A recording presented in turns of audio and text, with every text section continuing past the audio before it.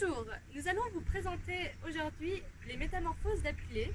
On va lire un extrait des Métamorphoses qui se trouve au livre 3, le passage 7 à 10. Nous nous trouvons actuellement à Fribourg et nous sommes un groupe de l'Université de Fribourg qui travaille en lien avec la Parchaf des sciences de l'Antiquité. Nous allons lire les passages en français, allemand, anglais, italien et en latin. Le passage se situe après que Lucius, en rentrant d'une soirée, s'est fait attaquer par 3 brigands. Après un combat, il les tue.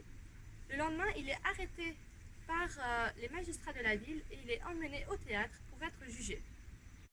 Ce discours achevé, mes larmes jaillirent à nouveau, et tendant les mains dans un geste de prière, j'implorai tristement, les uns au nom de la clémence publique, les autres par leur affection les plus chères. Déjà, je les croyais touchés d'humanité et tous émus de compassion par mes pleurs. Je prenais à témoin les yeux du soleil et de la justice. Je recommandais à la providence divine mon infortune présente, quand, portant mes regards un peu plus haut, j'aperçois tout le peuple assemblé. C'était un fou rire général.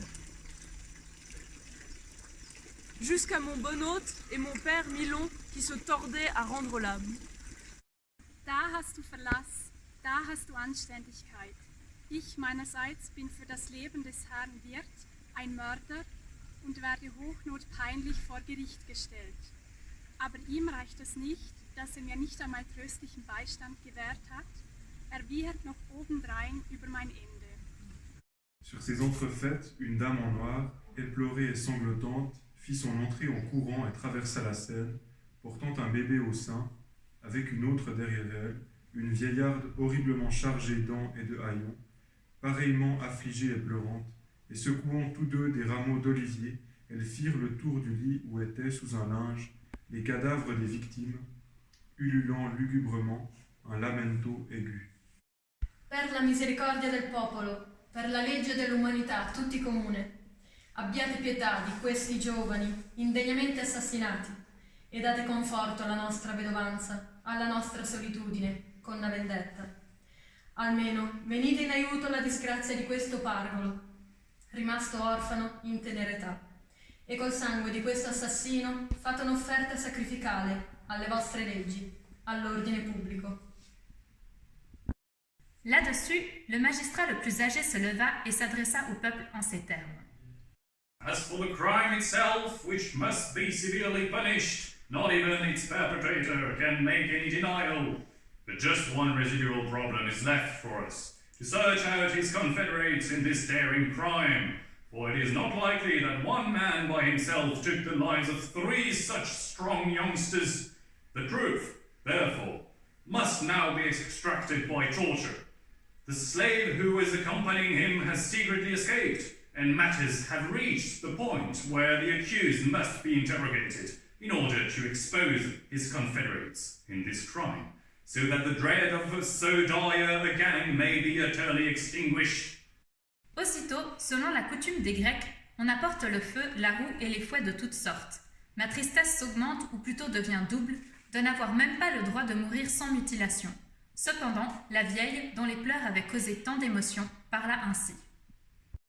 Prius, optimitives, quam latronem istum miserorum ignorum meorum perentorem cruci affigatis, permittite corpora necatorum revelari, ut et formae simul et aetatis contemplatione, magisque ad iustam indignationem arrecti, promodo facinoris saeviatis.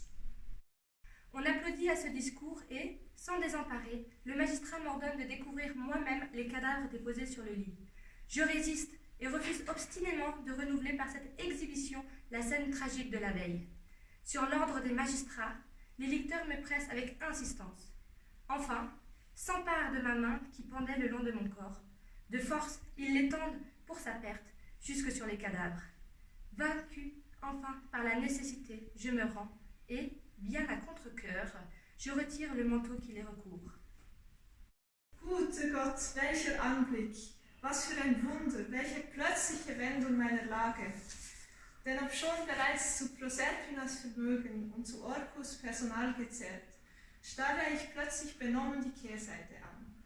Ich kann den Sinn des neuen Bildes nicht mit passenden Worten erklären, denn jene Leichen der Erstochenen waren 3.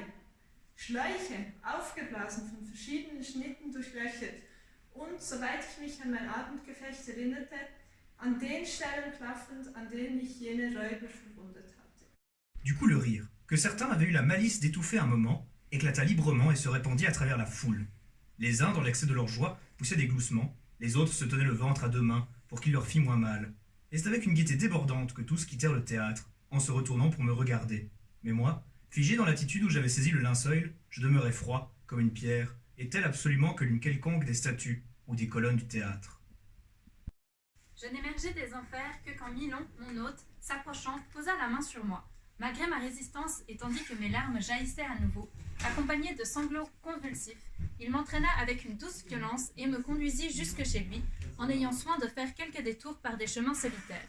Il cherchait, par toutes sortes de paroles consolantes, à calmer mon chagrin et l'émoi qui m'agitait encore, mais sans réussir en aucune manière à adoucir l'indignation que je ressentais d'un affront profondément gravé dans mon cœur.